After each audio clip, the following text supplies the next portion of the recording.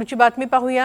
राहुरी पोटनिवडणुकीसंदर्भातली ही बातमी आहे। या पोटनिवडणुकीचा प्रचार अंतिम टप्प्यात आलेला आहे। भाजपचे उमेदवार अक्षय कर्डिले यांच्या प्रचारासाठी आमदार गोपीचंद पडळकर यांनी आज तालुक्यातील पश्चिम भागात दौरा केला। प्रचारादरम्यान त्यांनी मुख्यमंत्री फडणवीसांना पाठिंबा देण्यासाठी अक्षय कर्डिलेंना विधानसभेत पाठवा असं आवाहन केलं।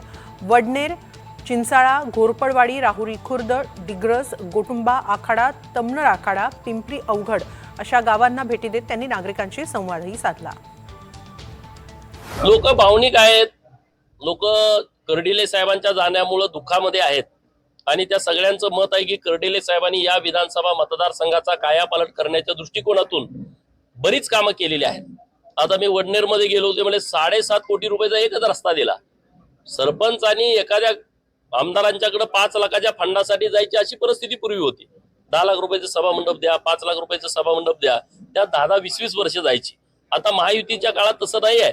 5 कोटीचा रस्ता, 10 कोटीचा रस्ता, 20 कोटीचा रस्ता, 100-200 कोटीचे हॅम मधले रस्ते, एडीबी मधले रस्ते, नॅशनल हायवेची तर तुम्ही बघताय। त्यामुळे खूप बदल झालेला आहे।